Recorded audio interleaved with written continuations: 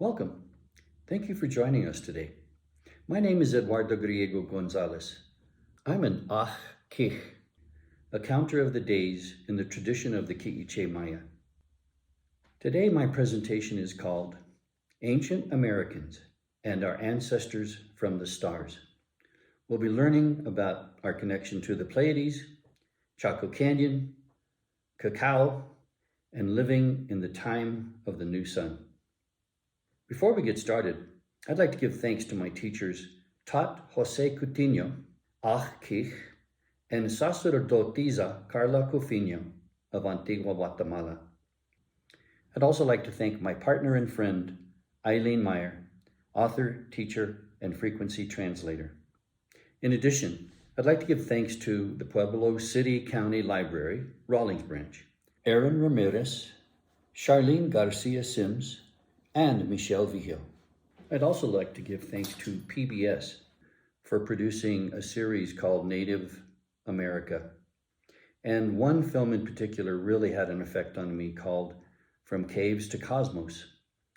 It talks about how people from all over the Americas would come to a place which is located in a remote canyon in what is now northern New Mexico called Chaco Canyon.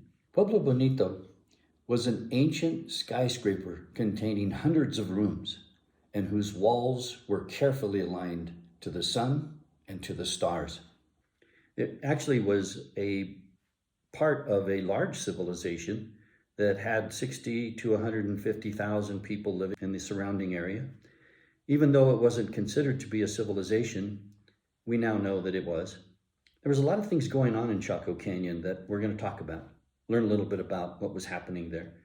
It was obviously an important place for people to visit from all over the Americas. We're going to learn about cacao, the importance of chocolate, and how it was used in ancient civilizations, in sacred ceremonies. In addition, we're going to be learning about how we can apply some of these ancient teachings that have been passed down for thousands of years, generation to generation, that we can apply to living in the time we call the new sun. So let's get started. The Pleiades has been called many names throughout history by many people all over the planet. Obviously, it was very important to ancient people, and I think we should probably learn as much as we can about it now so we can understand how it's affecting our lives today. The Ki'iche Maya called this star system Ish-Mots. It's 440 light years away from our solar system, located in Taurus. So even though we're 444 light years away, our sun, we call Akpu or Ha'hao, is in the family of suns that rotate around the mother sun, Alcyone, in the Pleiades. So we're definitely connected to this star system. This drawing represents the Maya zodiac. It looks interesting, doesn't it, that all of these star systems that we see today, that we have different names for, the Maya had different names for them also. And I'm sure other people all over the planet had different names for them. In this case, Tsek-Eb was one of the names that was used throughout Central America by a lot of people to refer to the part of the sky that was called Kan. Kan, in the teachings of the Ki'iche, represents the serpent. Ish-Mots is the tail of the rattlesnake. Now here's where it gets really interesting, because when I started doing the research on the name Ish-Mots, here's what I discovered. The Maya, the Ki'iche Maya, in their Cholki, the sacred calendar, there's a glyph, a day sign, by the name of Ish, IX. When I went in to look and see again to remind myself what that word means in the day sign, here's what it means. Spiritual woman, the 4 Balams or jaguars that came from Ish-Mots, the strength of the jaguar, Mother Earth, a secret to discover, conscious individuals, and magic. In other words, The Quiche people call what we would call Pleiades, they call it Ish Mots. And Mots means constellation. And Ish is a day sign, meaning what I just said. But what's interesting about it is that these four Balams, these four beings that came from the Pleiades, showed up in the Popol Vuh, and all of the time I spent with my teachers traveling around Guatemala, over and over they would mention the connection to these four jaguar beings that gave them all this information about the stars, about our planet, about us. And we'll get into that a little later because it's extremely important information that we can start applying to ourselves, to our lives, and start living our lives as a conscious individual. Another interesting thing that I found by accident, actually, I just started doing research on Chaco Canyon and the Pleiades. And a man by the name of Wayne Herschel, who's written a book called Hidden Records, popped up, and I watched a video that he had put on YouTube regarding a few sites around the world that are temple sites that lined up with the Pleiades star cluster when he would overlay their transparency on top of a vertical shot from above of the temples, and in this case, let's talk Chaco. He found something really interesting and quite exciting, actually, that the star system lined up perfectly with the Kivas that were created in Pueblo, Bonito, in Chaco. Here, I'll show you what I'm talking about. What you're looking at is a video of Pueblo Bonito from above. And I've overlaid the star map that we presently have in our sky of the Pleiades. In order to know exactly, we would have to go back 1,000 years and take a photo of the Pleiades and then overlay it. But this is what it looks like when it is overlaid on Pueblo Bonito. And you can see that the stars are pretty close to the Kivas and the way they were built in Pueblo Bonito in Chaco. Also in his book, Wayne Herschel talks about the relationship between the star cluster, the Pleiades, to Tikal, one of the largest civilizations ever in the Mayan world. Tikal was first occupied as a small village in the Middle Formative period, starting around 1000 BC. Subsequently, in the Late Formative period, from 300 BC to 100 CE, it became an important ceremonial center with the construction of major pyramids and temples. Its heyday, however, came late in the Late Classic period between 600 and 900, with the planning and construction of a great plaza, pyramids, and palaces. Then something major happened in Tikal. The civilization that we have the utmost respect for, that went on for over thousands of years, began to break down. By 900 AD, the city, much like the Mayan Empire, was in sharp decline. Decades of warfare and droughts and outbreaks of epidemic disease. In addition, from the research I've done, their drinking water became contaminated from mercury and the red color that was being used in the paint on the buildings and on their dinnerware. So as their civilization began to break down and one group went direction, another group went another direction. Some of them, when they left, helped create Chichen Itza. Others went south and created Palenque. I think it's entirely possible that as the Maya Empire began to collapse, many of the people started going off in different directions. Some say they even disappeared. Others said, no, they left, they went this way, they went that way. In any case, some of them may have gone north to what we call now the North American Southwest. New people started arriving in what we call Chaco Canyon and created this great house at Pueblo Bonito. And from there, as the capital, it continued to grow. Chaco was the capital of the Chacoan civilization from 850 to 1125. Another important fact is that things began to change in the canyon where Chaco, Pueblo Bonito was located. And we don't know exactly the real reason why it was moved, but they moved the capital from there to an area up north that we now call Aztec. And I feel like it was probably due to a shortage of water in the canyon.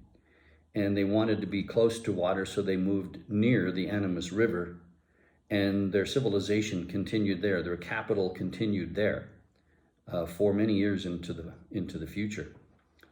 And that whole society proves that what we have noticed very clearly is that when human beings are experiencing problems in one location, they'll pick up and they'll move to where they can get the things they need, whether it's water or food or whatever they have to be close to.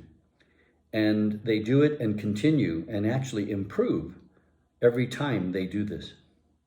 It's pretty interesting that we get this information from a book that's comparing the star system of the Pleiades and how it overlays on pyramids in Tikal in the past, and how it also overlays and works perfectly when we compare it to the Kivas that were created in the Great House of Pueblo Bonito in Chaco Canyon.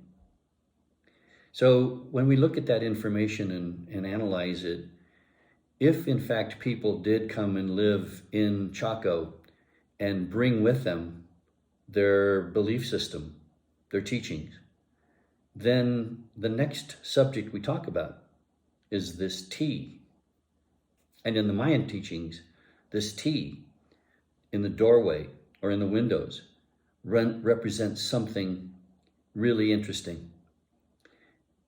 One other thing is that some of the people who went south from Tikal created Palenque, and we still see this sacred tea in the windows there. Now here's where cacao comes in. In this film, From Caves to Cosmos by PBS, it brings up a discovery by one of the archaeologists where they discover this room that has many ceramic pots that we now know contained cacao, what we call chocolate today. And cacao was being used in sacred ceremony throughout Mesoamerica and South America, because there's something magical about cacao that many people are starting to find out.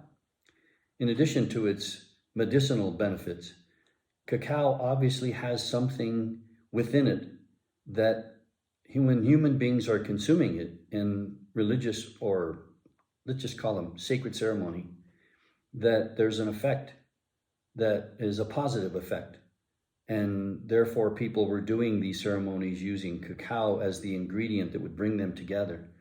And I feel like there's something that's connecting Mesoamerica to Chaco Canyon in North America, and how these people were using sacred ceremonies and actually bringing people from all over North America, South America, and Central America to some of these sacred temples.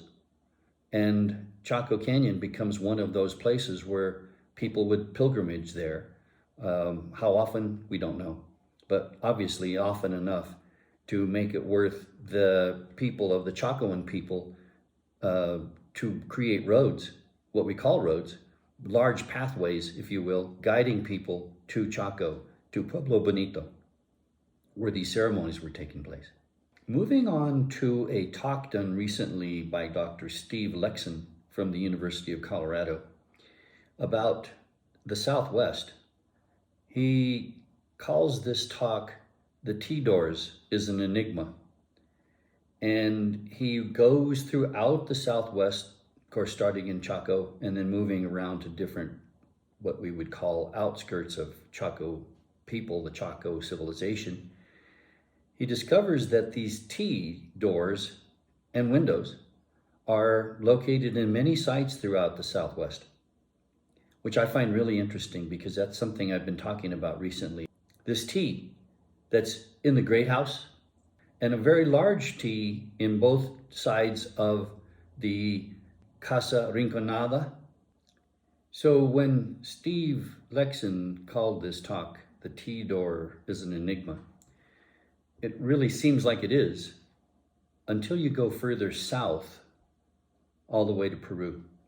There's a site there called Aramamuru, carved into a giant stone, a doorway, a T doorway. And it's our clue to what that door really means.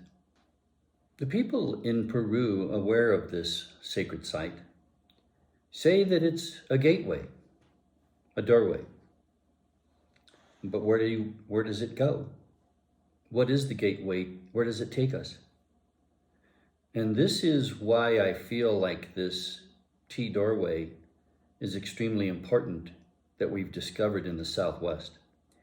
Because obviously people from all the way down in South America have been doing sacred ceremonies all the way up into Central America and into North America with the use of this sacred symbol that the Maya referred to as Ik. So let's look at what Ik means and try to find out why it's so important to these people all over the Americas. I've been studying the Mayan Cholquij for about 30 years now. And I've dedicated myself to learning everything I can about what these glyphs and these tones mean, what they really mean, and how they affect us as human beings. This information has been passed down for thousands of years, literally, approximately 13,000 years ago, according to my teachers. And the Olmec were the ones that created the counting system, the number system. They created the long count system. They created the calendar systems that many of us use in Mesoamerica and possibly in other parts of the world. The point is that these glyphs, these day signs, were very important to them because they would use the calling out of the tones and describing what these glyphs mean over a fire ceremony. It was a ceremony that was very important to the Maya. And this is how I learned them, was going there and initiating as a Mayan Achki and learning their teachings, learning how to chant, learning how to feel what the fire's doing to us. And in this ceremony, when we call out Ik, this is what we would say. Ik is the air, oxygen, the wind, the thundercloud, teardrops, the mystical spiritual breath, the cleaning and purification, and quartz crystals. This information that we give out as we're giving the meanings behind each tone is extremely important, because over a period of years, after you've heard this information over and over and over at every ceremony, then you begin to remember, and you also begin to get into the glyph and into what the real meaning of it is. And that's when I discovered the mystical spiritual breath and how important it has been to me and to many of the people I work with. We've learned that humans, by doing this breathing in an intentional way, we can activate the vagus nerve. We begin to heal all of our internal organs, especially the lungs and the heart. And we have a connection that starts what we call Coyopa. And Coyopa starts at the base of the spine and then comes all the way back up the spine and connects to the crown and then to the endocrine system. And this process of breathing with intention to do this connection of the heart to the brain and the brain and the heart to the cosmos is extremely important in us understanding what these ancient teachings were really all about. What they were really trying to get us to do is to let go of what's going on in the world and discover what's going on inside of you and how you can use this extremely powerful technology that we have built into every one of our cells and through our entire body to heal ourselves and to purify ourselves. And the ancient teachers of Mesoamerica were doing this at least 4 times a year. I've been doing it more often with my students that I'm teaching. However, because we do it these 4 times, we do it to purify our bodies, to cleanse our bodies, to get rid of everything negative that we don't want around us, so that we can be all that we really are. And that, I think, is the key. So it's possible that this tea represents this whole process of mystical spiritual breathing. Once I discovered how powerful this breathing process is, and I see that tea, that's what it brings to me. That's what it causes me to understand. It's time to breathe. It's time to purify. It's time to cleanse ourselves and get ready for this connection. And if in fact what we are learning from Aramamuru in Peru, that there's some shaman who are able to go into this carved out stone and use it as a gateway, a doorway to the cosmos, then it really becomes important, and why it may have been in Casa Rinconada. And if it was used for that, as you were doing a ceremony down inside of a kiva, this tea doorway represents our connection to the cosmos, then it can explain why people from all over South America, Central America, and North America were coming to this place we call Chaco to do a ceremony, to go through these doorways, to meet these star ancestors that they talk about. If anyone understands what it's like to make a pilgrimage of thousands of miles to do sacred ceremony so that we can find ourselves again, it's me. In 1999, I met an Kich, a counter of the days, in Santa Fe, New Mexico. And he did a reading for me using Pisham Cacao, these little red frijoles de pito, these little red beans. And when he was done, I realized I want to know what he knows. And I'm willing to go where I need to go in order to do sacred ceremony so I can learn how to do what he's doing. So I traveled from northern New Mexico all the way to Antigua, Guatemala, so that I could start learning this information. And I met my 2 teachers. We were both students of this original man, this original Kich I met in New Mexico. And told them my story about how I had decided to come and learn the Mayan prophecies. And they decided to walk me on what we call the fire path. And that fire path includes doing sacred fire ceremonies, 20 of them in 260 days in different sites throughout Guatemala. Some in caves, some on dry land, some under a waterfall, others up on top of a mountain. One we did inside of a beautiful cave within a volcanic area. And we also were being taught the whole time we were doing these ceremonies by the chanting, by the calling out of the tones and the glyphs, the day signs, over and over and over. And that's how you're taught to be able to give out this information and teach it to other people, what we call the sacred Chol Ki, the counting of days.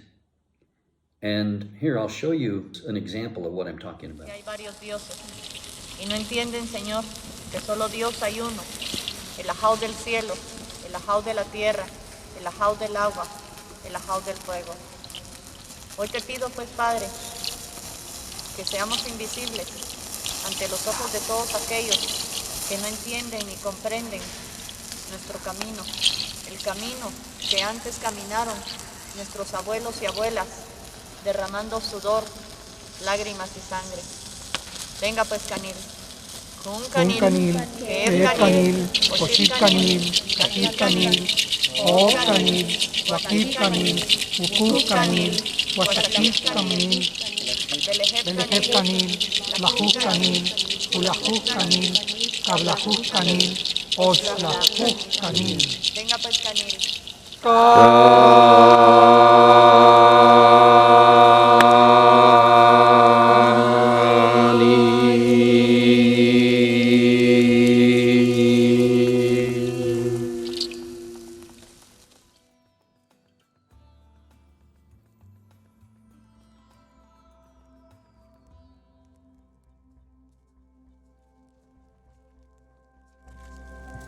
corona de flores. Con esto coronamos el espíritu sagrado que tienes adentro. Esta es tu cruz. Con esta cruz tú llevas el camino sagrado, tú escoges el camino. Es tu cruz maya, es tu santo nahual en el centro. Ahora sube, vamos a llamar a la energía Huachaquí Bats y tú vas subiendo.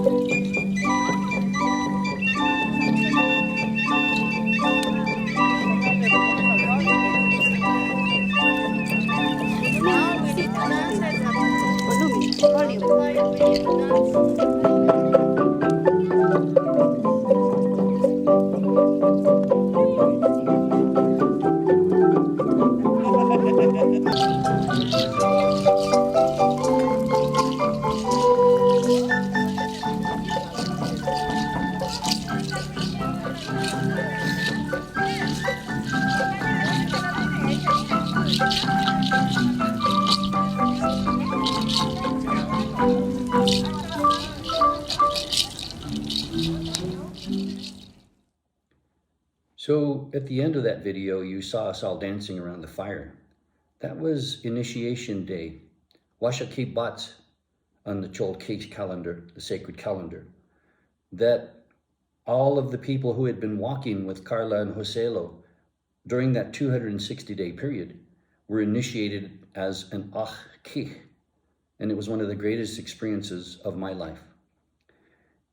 Now we were all prepared. We had learned what we needed to learn. And then the following day, we each did our own fire ceremony. And I did mine in a cave right outside of Antigua. And then I realized that I had accomplished what I had committed myself to doing, to walk this amazing Mayan path that's filled with intelligence and information that's important. And that now I could go out into the world and remember who I am and teach others who they are, that we're these amazing beings that are connected to the earth, to the four directions, to the four elements. And as I started to walk this path, I remembered this other thing that kept coming up over and over, the connection to our star ancestors, how all the buildings that were built in Chaco, for example, aligned with the rising of the sun and the setting of the sun and the moon. And it was their understanding of their connection to the earth, which had been passed on for thousands of years from the mother civilization of the Olmec, about all of this connectivity of human beings to not only our earth, but to our entire universe. You also are connected to your heart. This is where heaven is, right here. And your heart connecting to your brain and using all the technology that's within you connects you to the heart of cosmos. Because the heart of heaven is right here.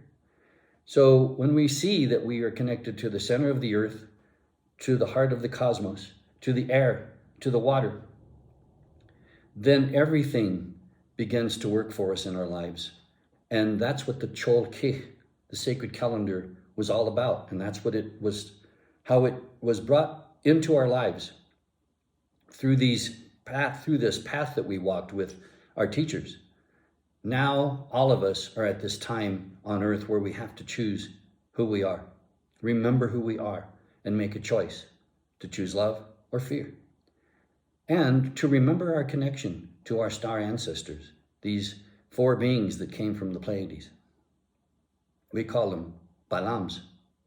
and to remember and learn all of this information that's preparing us for the time we're living in right now. This time, here on planet Earth, is the shift.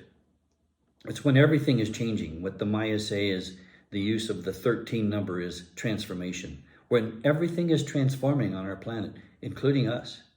And in addition, we're going to talk about a light that we've just entered into, a photon band of light that's coming from our central sun. Again, we go back to the Pleiades for that kind of information.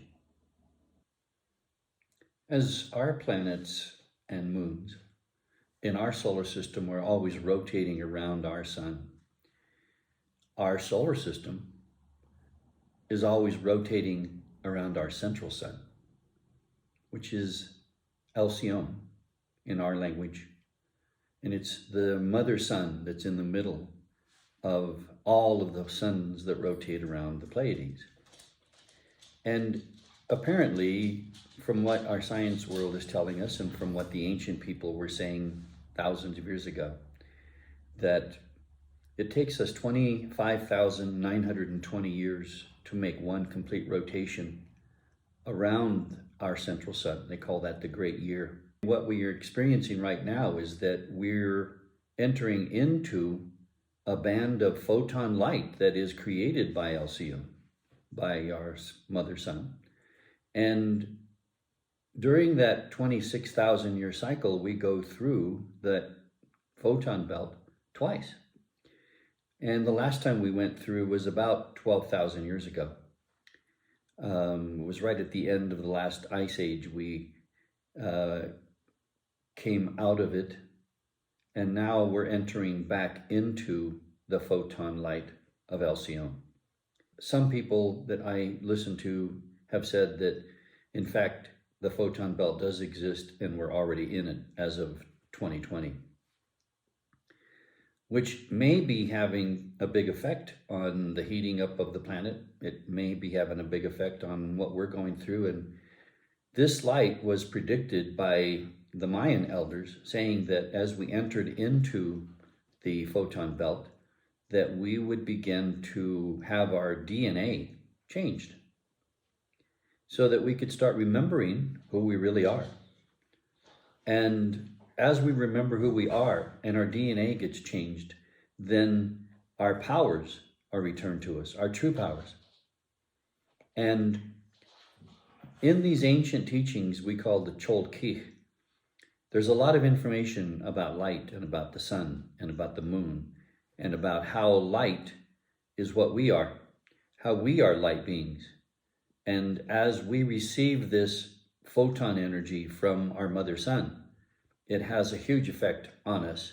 And if we can learn to deal with it, to accept it, and to appreciate it, and then turn it into love, then it will change our entire understanding of everything that we experience on planet Earth. Instead of us looking out there, we've got to look inside, because apparently we are a light. In the center of our Earth is a light, a sun. We have a sun in us, we are a sun, and we're rotating around our central sun.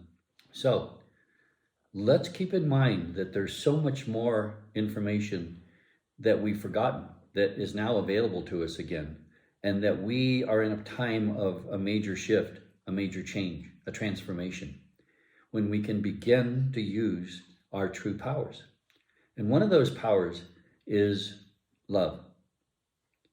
The power of love is the most powerful force in our super universe. And it's what keeps everything working, is love.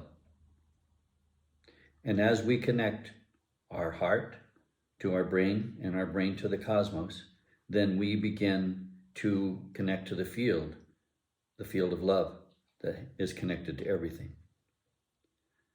Now let's look at the energy that's coming from the photon belt as a positive light, and how we can use this positive light to change things on our planet, to change the way we think, to change the way we feel, to let go of anger and judgment, and to start learning to choose forgiveness, acceptance, and see that we are like everyone else and everyone else is just like us.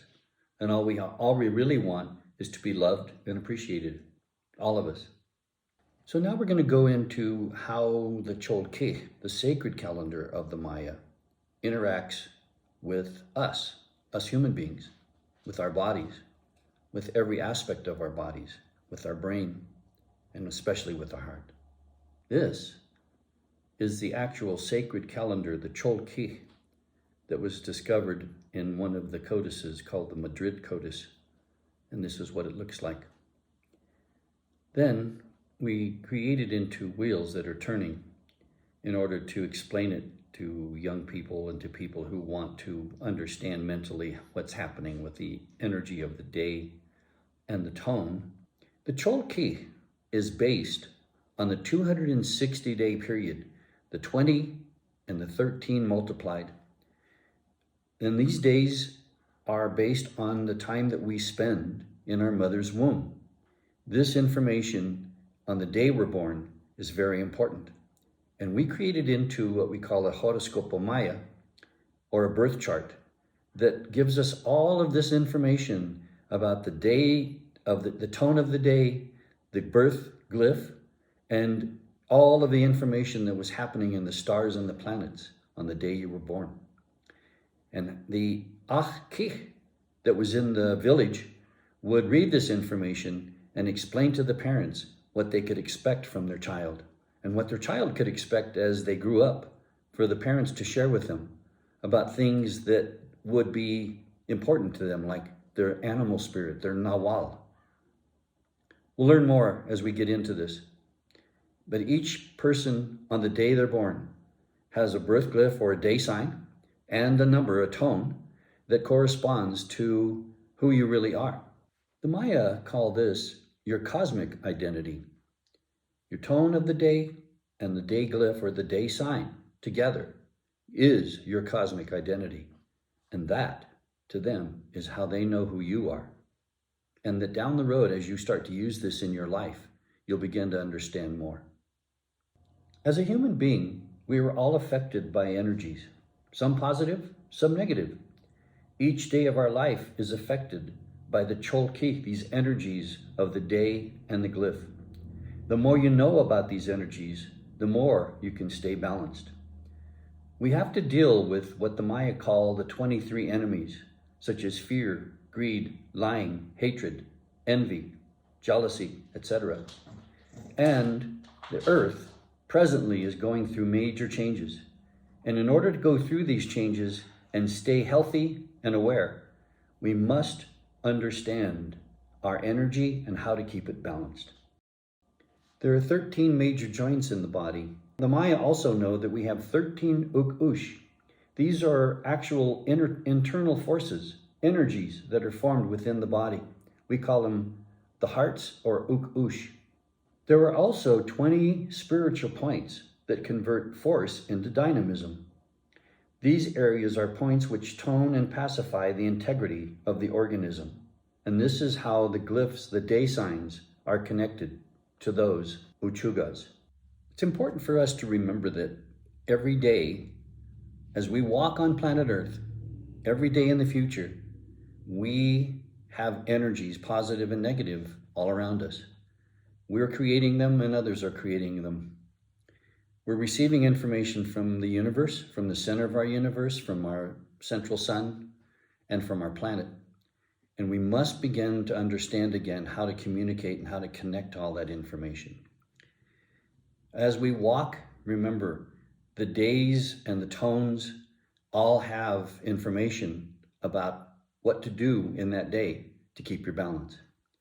So as we apply these teachings, we call the Cholque, to our lives, the goal again is to overcome the 23 enemies and to choose love in every moment. I want to give a special heartfelt thanks to the mother civilization we call the Olmec. I call them the Ish. And these people that lived here about 5,000 to 6,000 years ago, maybe even longer, were able to create information based on the way our planet moves around our sun and how we move around the cosmos into a system of information. And they call it the calendar system of the Hab regarding the sun, and the Cholki regarding how human beings fit into it all, and other amazing calendars, Venus calendars and Pleiades calendars, I'm sure. The key is again, they created all this information for us because they knew that we would be coming into this time in our lives on planet Earth, in this time where we would have to have information to help us make it through day-to-day life. So thanks, Maltiosh, to the Olmec and to the Maya and to all the indigenous people of Mesoamerica and Central America. I fell in love with all of them when I passed through their villages and saw how amazing they are and have been for thousands of years, these ancient Americans. We are Americans, and we have a job to do. We have a very important part in it, is to create a life on planet Earth again, where we can feel comfortable. We can have civilizations that live for thousands of years, where we can work together and talk and communicate and be loving and accepting and gentle, forgiving, and let go of all the hatred and the anger. Let go of all the 23 enemies. Wow, I've given you a lot in this presentation to think about, and I realize that. So I want to close by thanking you for being here, thanking the ancient Americans that prepared this pathway for us to walk, and thanks to the archaeologists and the universities that supported those archaeologists and teachers that gave us this information that we can apply to understand about the past and apply to the future. Thank you all so much. I appreciate you human beings very, very much. And I know that the elders, the ancient ones that are up above watching how we're reacting to all the changes on planet Earth, are paying attention. So it's important for us to remember who we are at this time. I want to encourage you to find information on my website that if you're lost and you have a difficult time with any of the information I've given you, or you want to find out more of the sacred information that is written in behind each of the glyphs and the tones, please go to my website at 11bots.com. That's 11bots, BATZ.com. And if you have a question and you need help, please write me an email. You'll see my email address there. And please keep in mind that this information is for you so that we can all remember who we are together. And the point is that there is no separation. We are all one. Maltiosh, Maltiosh. That means thank you.